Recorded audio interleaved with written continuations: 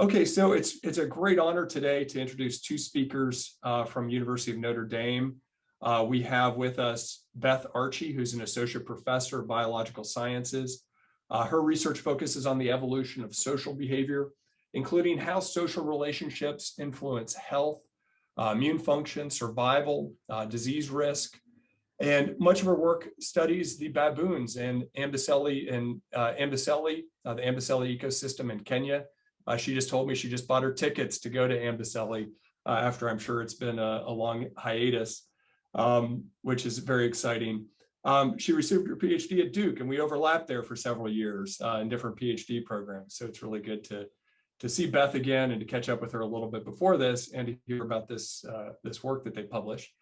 And then our other speaker today is Chelsea Weibel, who's a fourth-year PhD student in Beth's lab, and she's the first author of the paper that we're going to hear about that was published in Proceedings of the National Academy of Sciences. And Chelsea graduated she got a PhD from the SUNY system with a Bachelor of Sciences in Biochemistry and a minor in mathematics. And her research interests include behavioral ecology, behavioral endocrinology, and conservation. And as I said, she's the first author of the paper that should have been available. I think it was available on the Club EvMed website. And so with that, I'm going to turn things over to Beth and Chelsea. Terrific. Thanks, Charlie. We are super excited to be here. We've really enjoyed this series. I know both of us have watched many of the talks. And so we're excited to be in the hot seat today. So let's see. Right. All right. So we can probably shift to the next slide. So I want to ground our work in thinking about early life effects. So as many people here know, the conditions that individuals and people experience early in their life can have profound effects on their health and their lifespan. These effects are unfortunately major drivers of global health disparities around the world. There's many examples. Just to give a few, one is we know that people who experience extreme famine in utero have much higher risk of diabetes, obesity, cardiovascular disease, and schizophrenia across adulthood. Similarly, children who experience a number of adverse psychological events in early life tend to exhibit greater psychological or physiological wear and tear throughout adulthood and shorter lifespans. And these effects are not unique to people. And so, in fact, early life environments are known to shape adult phenotypes in many animals. Long-term research on wild mammals has taught us a fair amount about this. So, for instance, we see that extreme resource competition in early life can lead to smaller body size or lower social status in adulthood. We can see that early adversity can lead to faster reproductive senescence. That's actually seen in Asian elephants and in red deer. We also see a lot of effects on overall lifespan. I'll call attention to a recent study that was done across a team effort to study multiple species of primates and look at the effects of maternal loss during the juvenile period on adult survival, and effects of maternal loss in early life were seen on adult survival across 7 primate species, including chimpanzees. And so these effects are, in many cases caused by developmental plasticity. And by developmental plasticity, we mean the tendency for organisms who share similar genotypes to exhibit different phenotypes in adulthood, and that's because of different environmental cues happening during the developmental time frame. And, over the last actually several decades, there's been a lot of theory and a lot of empirical work to try to understand exactly how natural selection has shaped developmental plasticity and the degree to which developmental plasticity is adaptive. Today, actually, we can move to the next slide. Today, we want to talk about one very commonly proposed form of adaptive developmental plasticity. It's especially commonly proposed for researchers who study human populations, which is the idea that individuals who experience early adversity and as a result experience, might anticipate a shorter lifespan, does it pay them to speed up reproduction? Does it pay them to reach puberty earlier and perhaps even have, sort of front load a lot of their reproduction to early in life in anticipation of an early death? And so this idea has actually appeared in many hypotheses over the years, especially hypotheses focused on human adaptive developmental plasticity. And a lot of these hypotheses actually propose syndromes of traits that arise as a result of early adversity. So not just accelerated reproduction, but there can also be differences in physiology and in stress responses and in behaviors that are all cued by differences in early life experiences. And one of the first was proposed by Draper and Harpending in 1982. It's the paternal investment hypothesis. This is the idea that paternal absence signals low parental investment, which can trigger early puberty in girls. In 1991, Belsky et al. Proposed the psychosocial acceleration hypothesis that sort of expanded the idea to encompass a number of sources of familial adversity. In 1993, Chisholm and colleagues expanded it to include sources of adversity that lead to higher mortality risk across adulthood. Most recently, I think this idea has appeared as part of the internal predictive adaptive response model. And these ideas are coming from real empirical observations of links between aspects of adversity and puberty. And so, for instance, we see especially strong evidence for a link between paternal absence and early menarche in girls. This plot shows the results of a meta-analysis written in 2014 by Webster and colleagues, where they summarize the effects of paternal absence on the timing of menarche across 33 different studies. And you can see those effect sizes at the top of this, in this plot. And any of the effect sizes that are above the dashed lines are signaling early puberty in girls. So we do see empirical evidence for this idea. This graph also illustrates the most common way this idea has been tested in human populations, which is to link the observation of early adversity to the timing of puberty. But to our knowledge, no study, either in humans or in animals, had tested whether that accelerated reproduction is in fact adaptive. In other words, does it actually lead to increases in lifetime reproductive success? And are these increases in lifetime reproductive success unique to individuals who experienced early life adversity?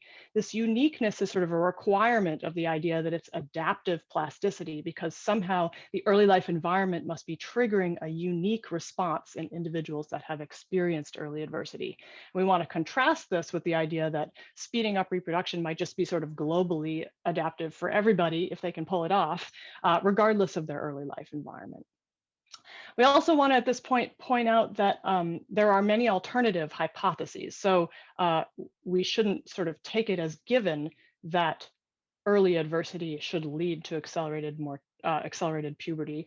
And that's because accelerated reproduction itself can come with costs. So individuals who mature early may do so at a smaller body size, and maturing at a small body size can lead to higher mortality risk across adulthood, can lead to lower fecundity across adulthood. And if these costs that are borne out across adulthood are higher than the benefits gained by starting to reproduce a little bit early, then we shouldn't maybe expect to see that early puberty will be an adaptation. Okay, so we set out to test the fitness consequences of accelerated reproduction in a wild primate population. And specifically, we answered these questions with data from the Amboseli baboon research project. This project was founded in 1971 to understand the long-term changes in primate social behavior, ecology, demographics, and genetics. The project is located in the Amboseli ecosystem in southern Kenya. And it is currently directed by Susan Alberts and Jenny at Duke, Jenny Tung at Duke, Beth at Notre Dame, and then also by Jean Altman at Princeton. But the Baboon Project is a huge team effort, and everybody shown in this picture here has played a really important role in making the data happen. I want to highlight 4 of the leaders of this group who have been responsible for collecting the majority of the data that we're going to show here today. They are Raphael Mutatua, Kinua Waruteri, Longita Siodi, and then Sarah Sialel. So the observers spend a lot of their time following the lives of individual known baboons from the day that they're born until the day that they die. So the team is collecting data full time, 6 days a week, 52 weeks a year. And throughout the history of the project, we've accumulated data on over 2,000 known individuals. And currently we're following about 300 known individuals from 5 different social groups. For those of you who aren't super familiar with baboons, here's a really quick primer. The baboons live in social groups of between about 20 and 150 animals. These groups consist of multiple adult females and males, and then a bunch of juveniles. And importantly, the baboons are terrestrial, meaning that they are, it's really easy to follow them throughout the day and really easy for the observers to record and observe their behavior. So the Amboseli baboons are a especially useful system for testing the reproductive responses to early adversity, in part because of a few parallels that they share with human life histories. So both humans and baboons spend similar proportions of their lifespan as dependent infants, as juveniles, and then as adults. But baboons live much shorter lifespans. So for some context, the baboons, female baboons will attain menarche at about 4.5 years of age. They have their first offspring by about the age of 6. And then for those who live to adulthood, they'll live a median lifespan of about 18.5 years. So this shorter life expectancy allows us to track their lifetime reproduction and the long-term outcomes of early life adversity much more quickly than it would in a long-lived or in a longer-lived animal.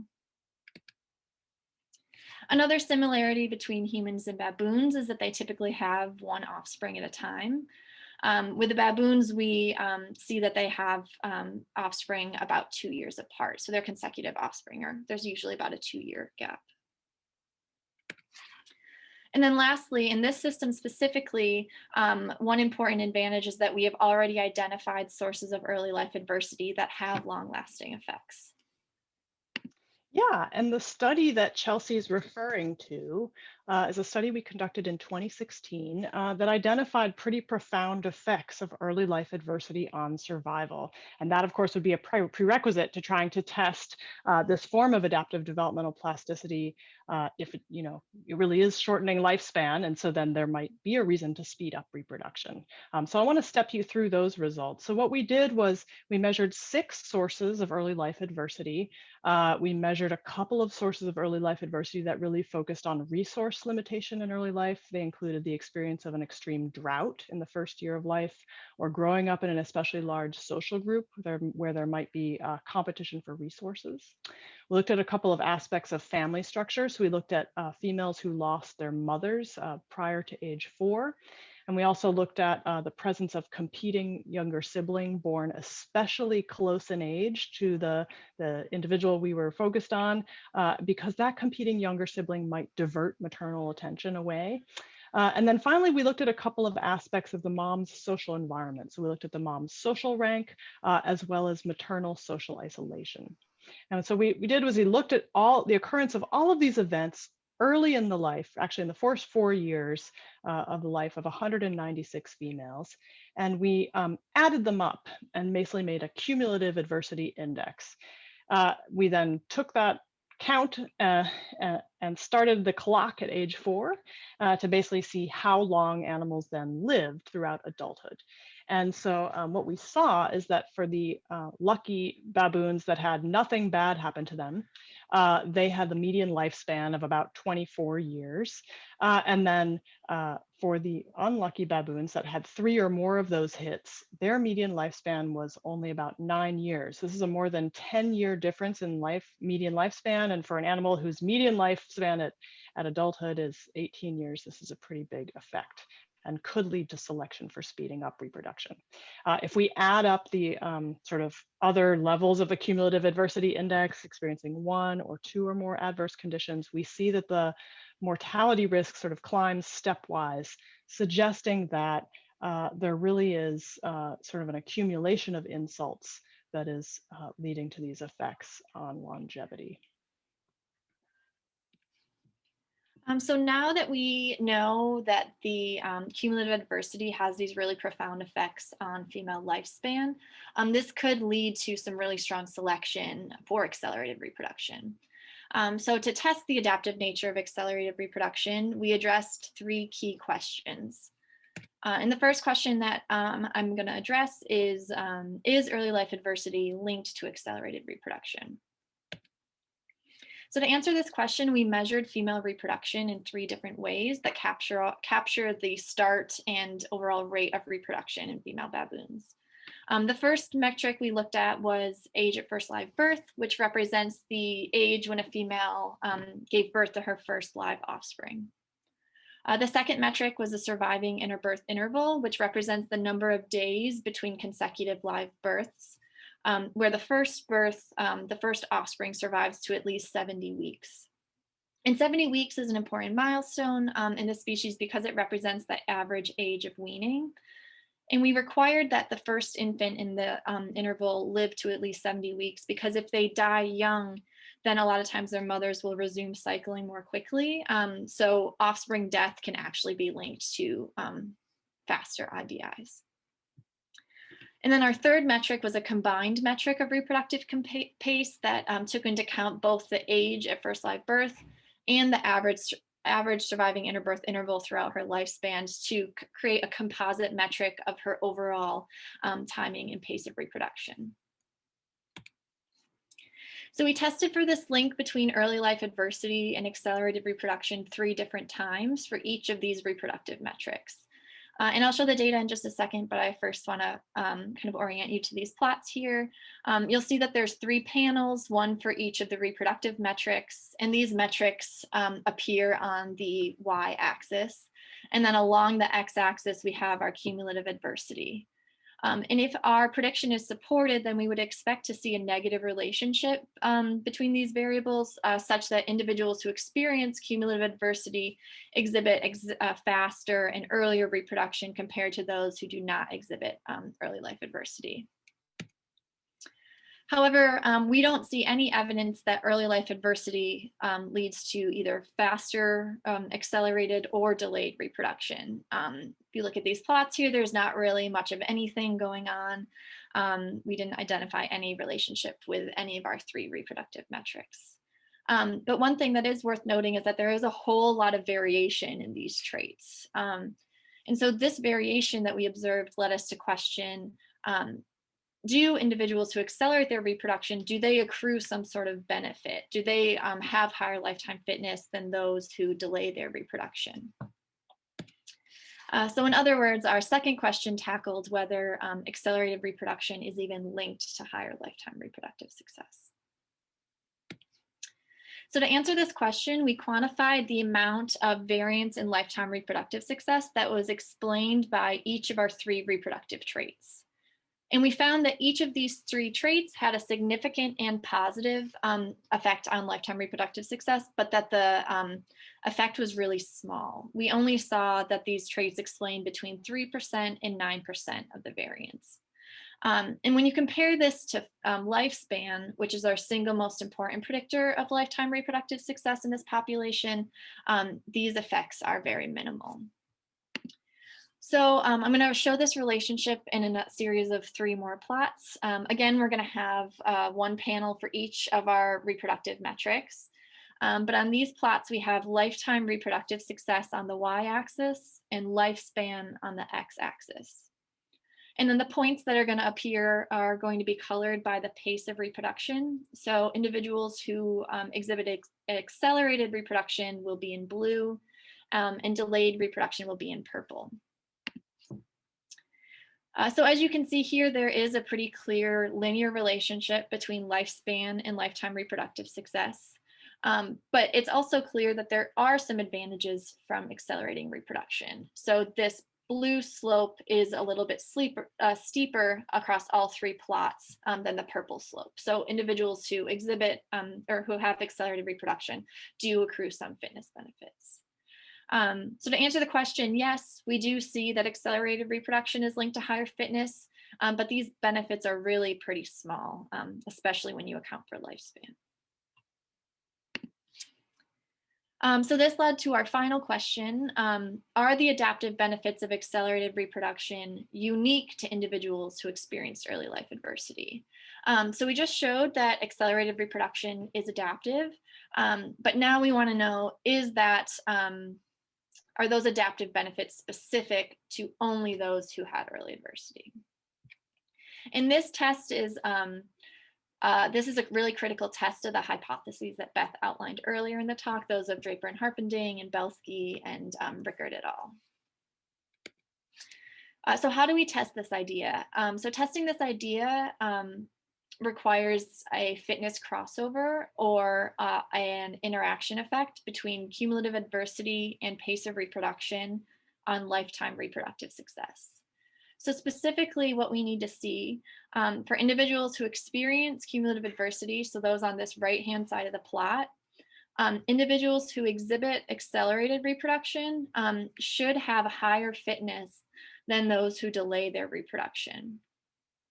But importantly, we should only see this relationship when individuals exhibit or when individuals experience cumulative adversity, and we should not see this relationship in the absence of early adversity. In other words, this difference in slopes or this interaction effect is really important. And the reason that this difference in slopes is important, because if these lines are parallel, then this will support an alternative prediction that accelerated reproduction is universally beneficial for all individuals. All individuals who are able to accelerate their reproduction will receive fitness benefits. So in other words, under this prediction, there is no evidence that for adaptive developmental plasticity in reproductive timing. So to distinguish between these two predictions, we created two linear models for each of our reproductive metrics. Both of our models had lifetime reproductive success as our response variable. And then in our first model, we had cumulative adversity and pace of reproduction as predictor variables. And in the second model, we added in this interaction effect. So if our prediction is supported, then we would need to see that this second model, the model with the interaction effect, is a better fit for the data, and also that the interaction is in this direction that's exhibited in this plot. So what did we see? So I've shifted our prediction plots over on the left-hand side so that we can still see them, but I'm first going to show the results for age at first birth and interbirth interval. So in these plots, we have lifetime reproductive success on the y-axis and cumulative adversity on the x-axis. And then similar to the previous, oh, sorry, I moved my graph, my thing a little bit. And then similar to the previous plot, we are going to color the points based on our pace of reproduction.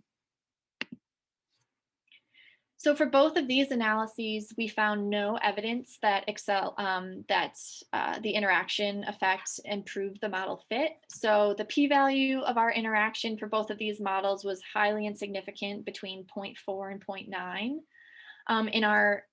We used AIC criterion to determine which model was a better fit. And in both of these circumstances, the AICs indicated that the model without the interaction was a better fit for the data. And so what these results show is that accelerated reproduction is universally adaptive for all individuals and not a specific adaptation for individuals with early life adversity. And And then for our final metric of combined reproductive pace, the evidence for which model was a better fit for the data was slightly more ambiguous.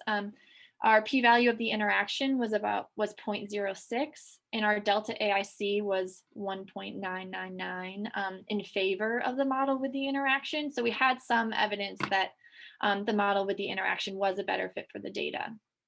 So I'm going to show results for both of the models in these plots. The model without the interaction is going to be on the left-hand side here.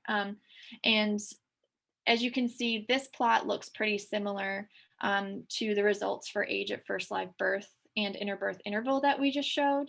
However, the difference between lifetime reproductive success is slightly smaller for accelerated and delayed reproducers. These lines are a little bit more close together. And then for the model with the interaction over here on the right, we can see, yes, the slopes do look pretty different, that maybe there is an interaction effect here. However, when we compare this interaction to what we would expect in our predictions plot, you can see that it's in the wrong direction. Individuals only accrue benefits from accelerating their reproduction if they do not experience any cumulative adversity. Individuals who do experience early life adversity have receive no benefits for accelerating their reproduction.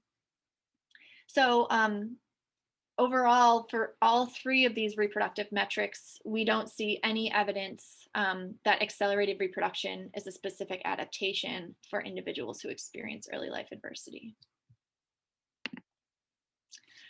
So to summarize some of the results that we've walked through today, Beth first showed the results from a paper in 2016 showing that early life adversity leads to short lifespans. And then we showed that early life adversity does not predict the timing or pace of reproduction. That accelerated reproduction is linked to higher lifetime reproductive success, but the benefit is really small, especially compared to the benefits of living a long life. And finally, accelerated reproduction is not a specific adaptation for individuals who experience early life adversity. Yeah, so what we want to do is just sort of end by thinking about how applicable are these results to humans. I mean, obviously baboons are an animal model. They're experiencing a different selective regime. They might have some similarities, but they're certainly not the same. But that said, what we would like is for these results to plant a seed of doubt in the idea that reproductive syndromes that arise from early adversity in humans are in fact an example of an adaptive strategy. This idea that early adversity speeds up reproduction and that is strongly supported by natural selection is really pervasive in the study of humans and the application of evolutionary theory to human biology. And I think there's a lot of reasons to view this idea with some skepticism. So just to make a couple of points. So in long-lived, slow reproducing species like baboons and like humans, speeding up reproduction by a few months or even a couple of years is going to have small overall effects on lifetime reproductive success because lifespan is really going to be the dominant driver of fitness. It's hard in humans to find data sets that would allow us to test the real fitness consequences of speeding up reproduction.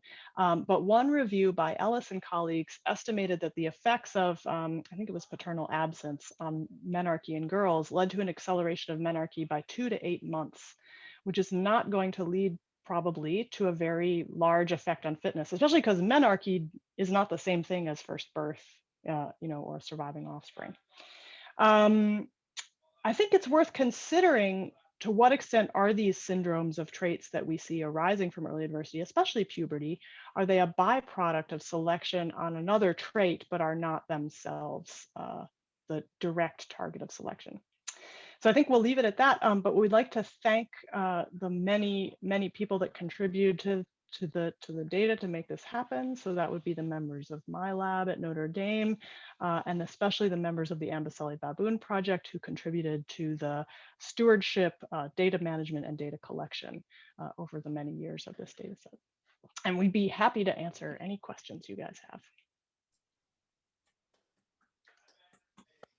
Thank you, Beth and Chelsea. That was fantastic. Great job, Chelsea, walking us through those results. That's challenging to read in the paper itself. It's a beautifully written paper, but it's you have to work, to understand the basis of those predictions and those interactions. And so this was great to hear it, have it actually presented, and to better understand it. We want to open things up now for questions. I see a bunch of questions in the chat box, and we'd really like to hear people, ask your questions if you're interested. While we're waiting for some people to raise their hands, maybe I could ask a first question. The sources of adversity that you documented are a combination of environmental adversity and social adversity. And I'm wondering a couple things in that regard.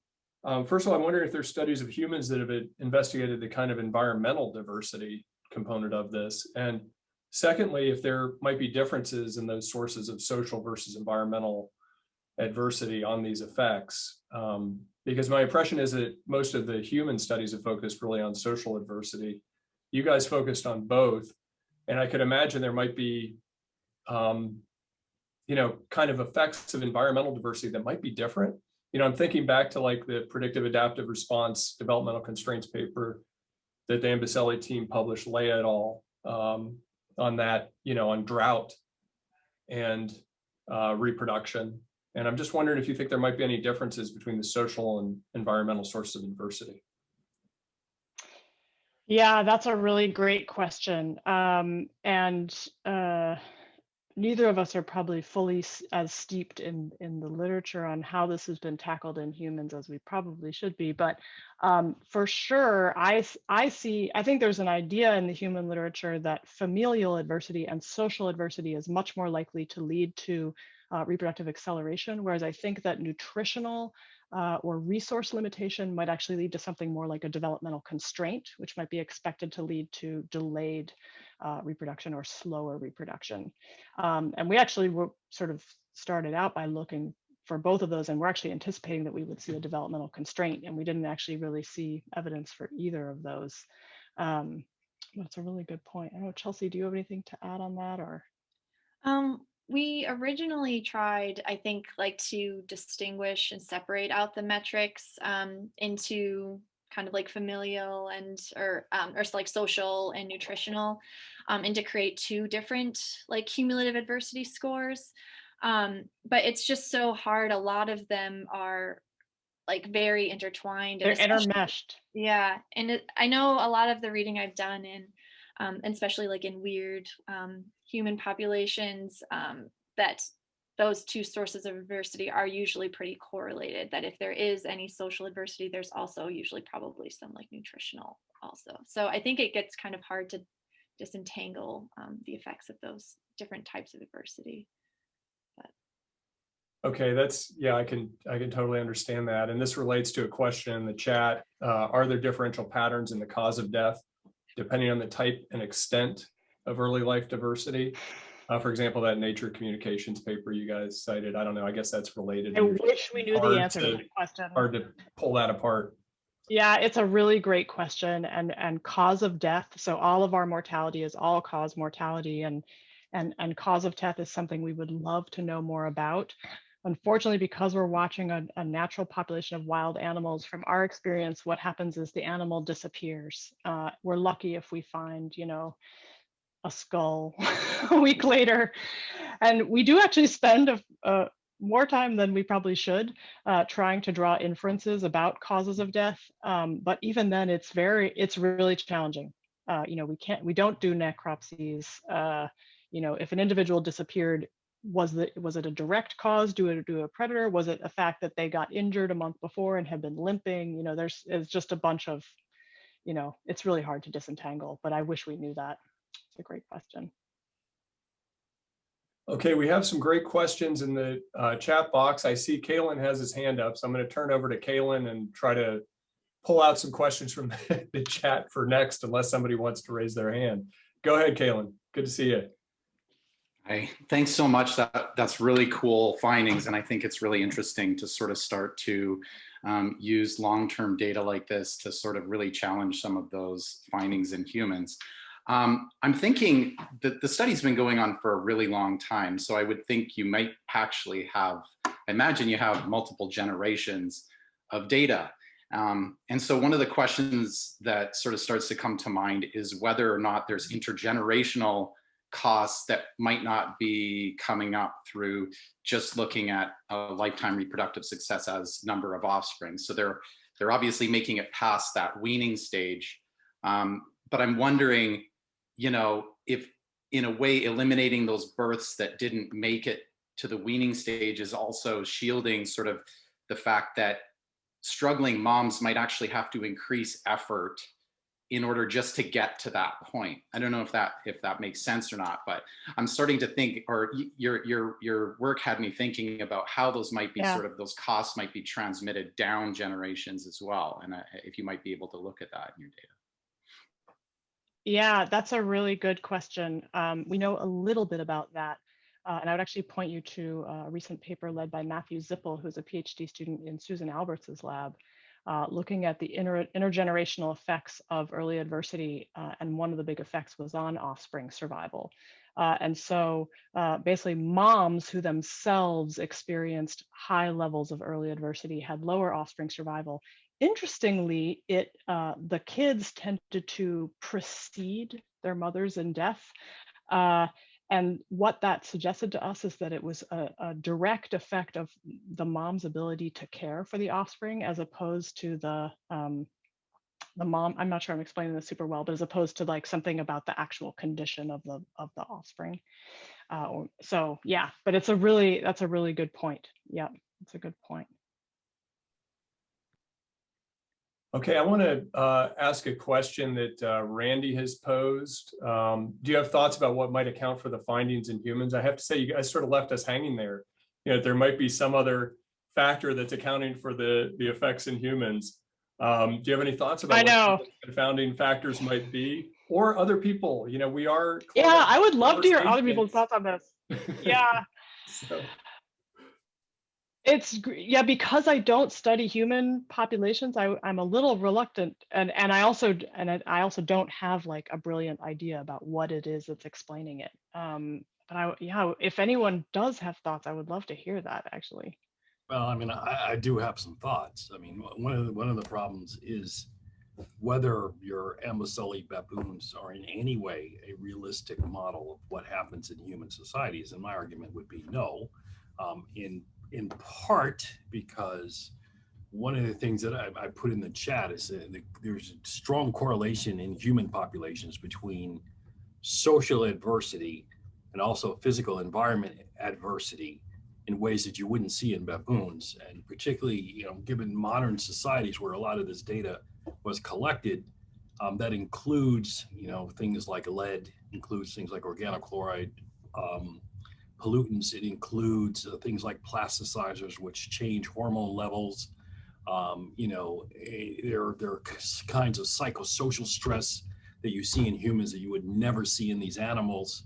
So, you know, given how complex, you know, the relationship between the brain, hormones, reproductive axis is, I mean, you're just dealing with so many variables you just would never see in your baboon population. So I just don't think they're a good model for what we see in humans, and therefore, you know, much harder to be able to disentangle what's actually happening in modern humans.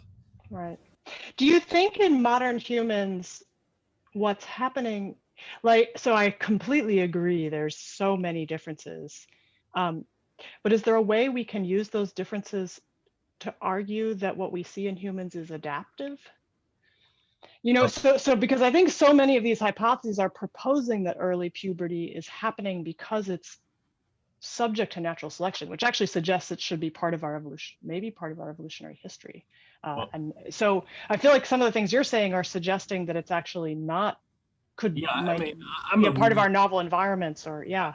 Yeah, I'm a real strong, I require really strong evidence for adaptation. And Yeah. none of this work meets my standard of what I call evidence of adaptation. So Yeah. this is not adaptive. I think it's novel environment. Great. That's really interesting. Yeah, that's really cool. Does anyone else have thoughts on Thanks. this thread before I call on someone else? I had some thoughts about it. I was wondering also how the critical periods maybe could help explain some of these differences between species, because the idea of early life adversity has been used, the term has been used very, very loosely. Early life has meant everything from embryonic and fetal development up through, any sort of pre-puberty aspects of life experience. And the different traits, life history and psychological and other traits that we're interested in predicting, may have different critical windows when influence of extrinsic cues are exerting different amounts of influence. And I think especially we need to consider how plasticity itself is very energetically expensive, and it is an adaptation in itself to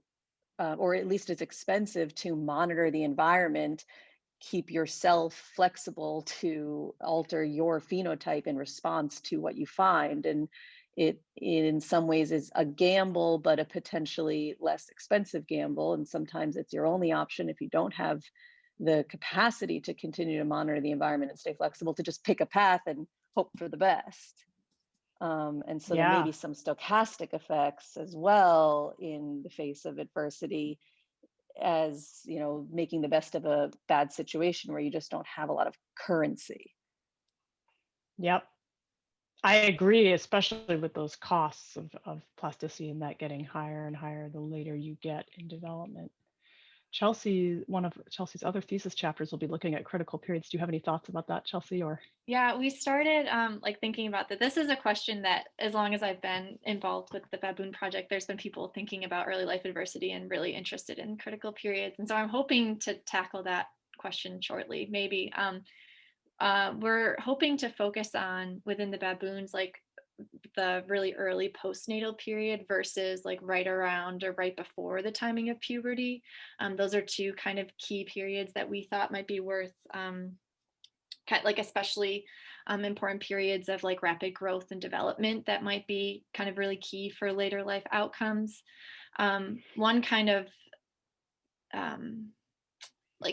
one tricky thing about it is that because baboon lifespans are so much shorter, a lot of the time periods are much closer together. So the sources of adversity that happen, that they experience in utero and in the early postnatal environment and around the timing of period of puberty could be really correlated. So like one of our sources of adversity is maternal rank, which is going to be really correlated across all of those time periods. So we're thinking of trying to adapt our types of adversity slightly to find types of adversity that might still be really important across those different time periods and aren't so strongly correlated to one another.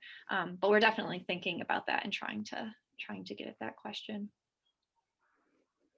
That's great. Paul, do you have something you wanted to add to this thread? Yes, thank you. Previous thread, maybe? Can you hear me? Yeah, we can hear you.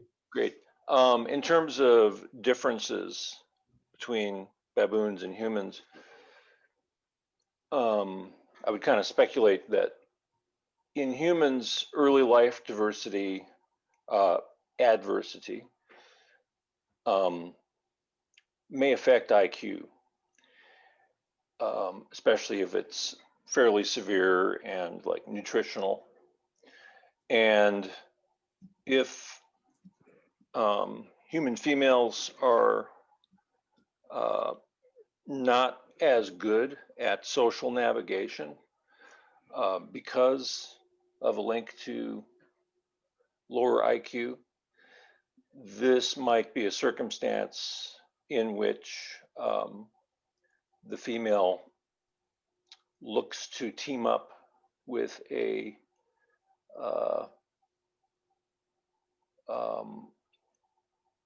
group of peers and perhaps gain status by having an offspring early.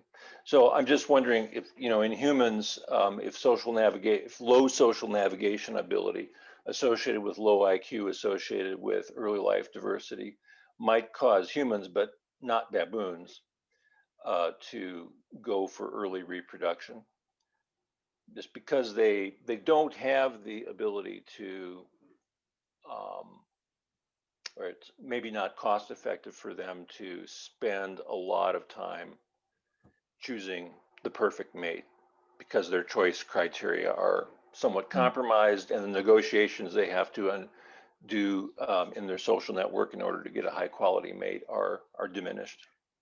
So you're arguing that having an offspring in some ways is almost a way to mitigate or overcome aspects of early adversity, because you're improving your social status by gaining an offspring. I'd be really interested. I'm not enough of an anthropologist to know how widespread status benefits of gaining an offspring would be, especially compared to maybe costs of having an offspring as well, like being required to support that offspring. Yeah, It wouldn't be true in baboons. What I'm really trying to say is that reduced social navigation ability may correlate with a female choosing a mate relatively early. You're less choosy. You're just less choosy. You have a harder time evaluating mate quality than otherwise. And then the status effects may also, that you reiterated, might also play a role. Yeah, I'd be curious to know a more of an anthropological perspective on that. I have one idea jumping to mind is how much choice do young women have about who and when they have their first kid with in many societies. So. Mm-hmm. I'll point out there's some interesting follow-ups to that in the chat to this point. Paul, thanks for sharing that. In the interest of time, I want to move on to a couple of people who've had their hands up for a while and probably are getting tired, from having those hands up. First, Bernie, and then Tom. Bernie Crespi. I wanted to thank the authors. It was great talking. They've got some really interesting data. I just had a question having to do with the trade-offs involved. So you've looked at one aspect of this potential conditional response to high early adversity, which is having an offspring earlier. But I would expect that there would be a whole syndrome involved, such that the behavior of the high adversity individuals would be different for a whole variety of situations having to do with, shy and bold and foraging behavior and social interactions and so on. And it looked like you all were watching the baboons, 24/6, as it were, not on Sundays. Not on Sundays. So you should have data on the behavioral profiles of the high and low adversity individuals. So you could look for compensation being reflected in aspects of the behavior, and that could also be quite relevant to humans.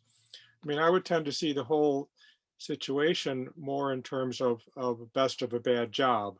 You're in a bad situation and you're trying to mitigate that, but are there signs of such effects?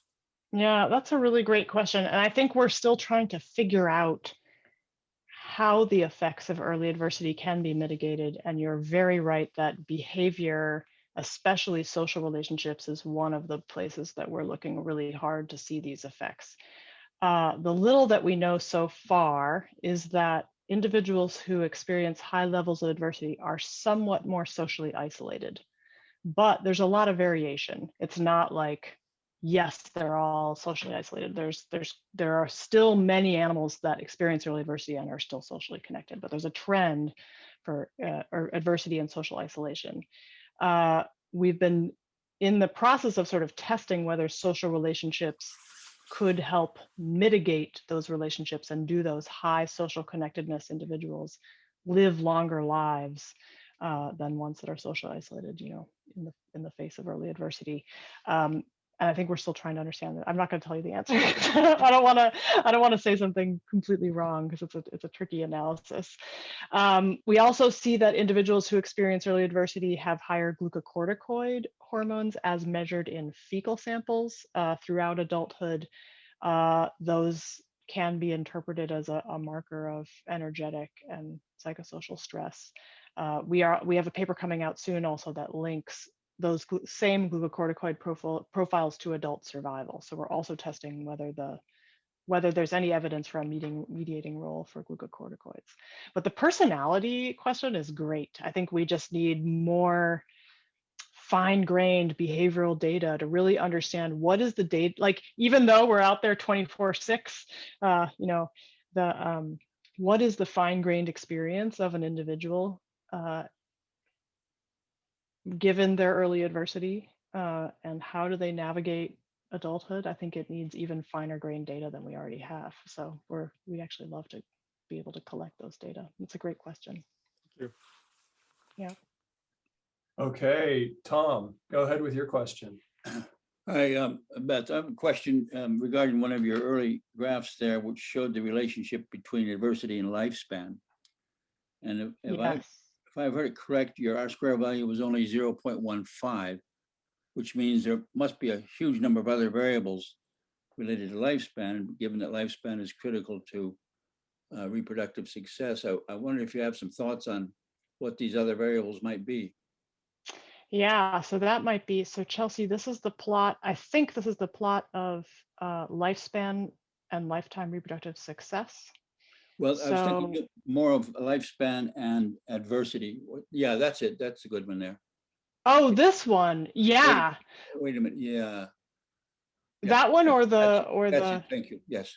That's it. Okay. Yeah, that's great. So like what else is explaining variation in lifespan? Yes. Gosh. So, well, there's, we've been reading some papers recently, this sort of like pluck or luck papers. You know, I actually think a huge amount of variation in lifespan is going to be unexplained, and it's going to be due to random chance events. So I think that's part of it is going to be unexplainable. Other things that explain variation in lifespan that we have seen are actually differences in social connectedness, differences in glucocorticoid profiles, perhaps differences in, I mean, as you know, actually the baboons made a migratory shift from, you know, life was good when they were in the park in the early days of the study, and then the habitat declined and they moved west, and we actually see differences in mortality patterns before and after that move. So those are a few things, but that's great. You're right. It's true that adversity only explains 15% of the variation in lifespan. Right. I guess part of the problem might be in terms of the gross definition of adversity. So you have a drought, and there are droughts and there are droughts. Yes. I'm reminded of Ronnie Hall's short-term study down, I think it was after just completed a dam in Zambia, and the baboons were isolated on this tiny little island, and they were starving to death. And none of the females cycled at all. There was absolutely no cycling whatever. And that was what you'd call a really extreme adverse condition.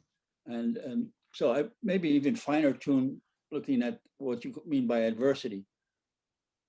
Yeah, right. Non-linearities in some of those variables. Yeah, right. I totally agree with that. Yeah, we actually are thinking that there's actually a number of other variables we're considering that might contribute to that too. Yeah, you're right. Okay. Beyond those 6 sources. Yeah. Good talk. Thanks a lot. Okay, before we wrap up, I want to try to fit in one last question from the chat. I think we have time for it. It's from Dawn Stansel. She wrote sort of earlier on, I wonder if the offspring of accelerated reproductive females are also accelerated themselves. And is there evidence of social issues that may, you know, kind of drive that or correlate with that? Chelsea, do you have any idea about that, you know, from your understanding of the long-term data in these individual females? And I don't know if you looked at that question in particular. Yeah, I think that at least with the timing of menarche, if your mom reaches menarche earlier, then you are more likely to attain menarche earlier. So in those models, we actually controlled for pedigree to control for the maternal effects of that. I'm less sure about IBI, but again, we controlled for pedigree in case there was, in case like if your mom is and more accelerated has, had shorter IBIs in case you have IBIs. So we also controlled for pedigree in those models as well. I don't know, Beth, do you have anything else to? Yeah, not much beyond, but I think it's a really cool question. How heritable are those reproductive traits is a really great question. It's probably something that Susan Alberts and Jenny Tung have thought about a little bit too. So it would be good to follow up with them. Yeah. Okay, well, again, this was a fantastic talk. Thank you both for a really excellent presentation, for sparking so much great conversation. There are a ton of questions and follow-ups in the chat. That'll be available to everyone afterwards. But thank you everyone for participating. Before we totally close down, yes, let's give a round of applause for Chelsea and for Beth. That's really fantastic.